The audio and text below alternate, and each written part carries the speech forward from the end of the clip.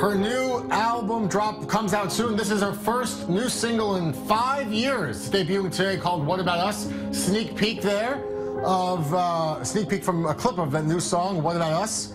And in our studio, I'm joined by entertainment correspondent Vora. Pronounce your last name for me here. I'm not sure how to pronounce it. It's Charness. That's what we're going with now? It's with a CH. Charness. Yes. You sure? Yes, Because I have a lot of others, an O involved in this last name. There's a lot of letters. Charness. We'll just stay with Charness, yeah. All right, Charness. Vora Charness with us in our studio. Thanks for being with us in the entertainment segment. You a big Pink fan or not really? You didn't grow up with Pink? I grew up with Pink. I liked her some. She's some okay. Songs? Some songs like I'm coming out, so you better get the pot. That was always a good one. That was a good one. And this is the first time she's making music in many years. Yeah, since 2012. It's a new single. Her album drops October 13th, and the album will be called Beautiful Trauma. This single actually comes out today. Yeah, this is the first kind of taste of the album. A little taste, but we don't even hear the lyrics yet, so we're looking forward to see what she's got. All right, are we going right to Brad Pitt, Amy? Or we're going to do we're going to go to the VTR first. We're going to come back to you in just a second, but let's first, a story I'm excited about, because I'm a huge Bruce Springsteen fan. Yes. I'm from New Jersey, right? So he's like New Jersey's favorite son. And he's about to debut on Broadway. Here, take a look. The Boss is heading to Broadway. Bruce Springsteen's opening this fall in a loosely autobiographical show, performing songs from his career and reading excerpts from his best-selling memoir, Born to Run. For the 67-year-old singer-songwriter's latest gig, he's going solo, saying he wanted to do some shows that were as personal and as intimate as possible. Performances begin October 3rd. In a theater with less than 1,000 seats, Springsteen jokes the venue's probably the smallest I've played in the last 40 years. The show will run for just 8 weeks. Amber Heard has posted on Instagram that she and billionaire SpaceX and Tesla mogul Elon Musk have broken up. The actress writing they care deeply for one another and remain close, adding she's going through difficult, very human times. Heard's divorce from Johnny Depp was finalized earlier this year. Musk has been married 3 times, twice to British actress Tallulah Riley. And finally, Disney's calling it quits with Netflix. The entertainment giant launching its own video-on-demand streaming service in 2019, becoming the exclusive subscription VOD service for new Disney and Pixar movies. The Disney company is also rolling out an ESPN sports streaming service early next year, offering up regional, national, and international sporting events, including MLB, NHL, Major League Soccer, and Grand Slam tennis. Disney's the parent company of ABC News. And that's what's happening in Hollywood.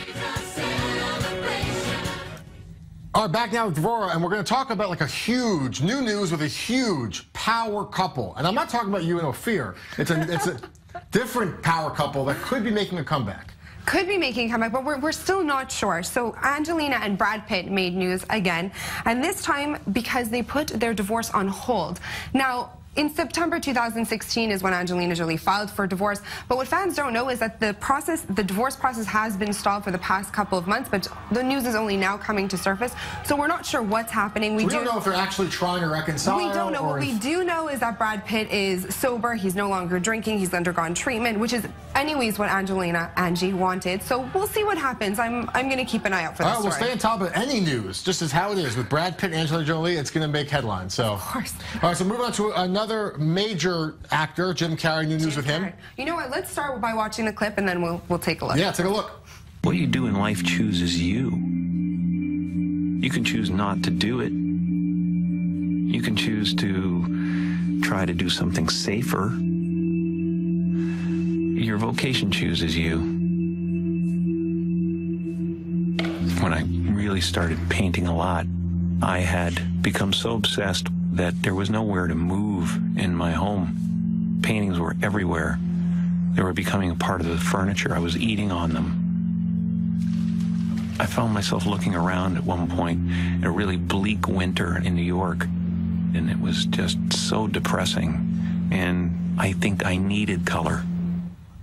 Who would have thought? I mean, he's a brilliant painter, it looks like, Jim Carrey. Who knew?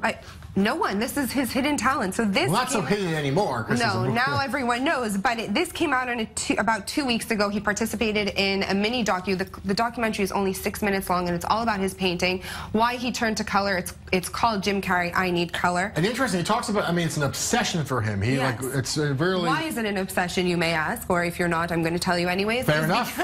He broke up with Jenny McCarthy, and he said since then he just needed to mend his heart, and so he turned to painting. And he says it in the documentary as well. What he doesn't mention is that his ex-girlfriend, Katharina White, committed suicide in 2015. She is not at all mentioned in the video. And interestingly, she had like his pills or pills from his doctor. This is what her family is saying, is that he was the one who gave her all of these prescription medications which she used to commit suicide, and also that he gave her a bunch of STDs. So this he did not mention in the documentary. It's a little slice into his private life. Yes. There. All right, so the Hollywood VTR, to wrap up of Hollywood News, talked about Disney movies and how they're going to have their own VOD service. But speaking of one of the greatest Disney movies of all time, Lion King is back in the news. Yes, the Lion King. So it's making a bunch of headlines. Firstly, because it's coming back as a live-action movie, and they've started casting, which all these movies are now live-action now. I think it's great, though. I don't know how they're going to do it, but I mean, they can do Avatar, they can do the Lion King. Why we have not? a clip from like new footage from like the making of way back when, 20 years ago. Let's take a look. Well, Banzai, what have we got here? I don't know, Shenzi. What do you think, Ed? I quiver with fear. Don't turn your back on me, Scar. Oh, no, Mufasa. Perhaps you shouldn't turn your back on me. I know that your powers of retention are as wet as a warthog's backside.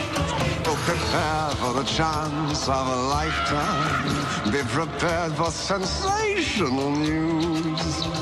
A shining new era is tiptoeing nearer. And where do we feel? And so how is the casting going with the new live action? All right, so they pretty much cast all the castmates that they need. They casted also this week 2 new cast members, Alfre Woodward, who's going to be playing Sarabi, which is Simba's mother, as well as Chiwetel Ejiofor, who's going to be playing Scar. And there are rumors that Queen Bee, Beyonce, is going to be playing Nala, but nothing is being Queen Bee confirmed. All right, we'll have to stay tuned for that. Yes. Like, that's all the time. Of course you're a Lion King fan. I mean, Of course. That's like it's a great movie. I mean, my personal favorite was The Little Mermaid, but I mean, Lion King came close You hear that, second. no fear? Little Mermaid, Laura's favorite.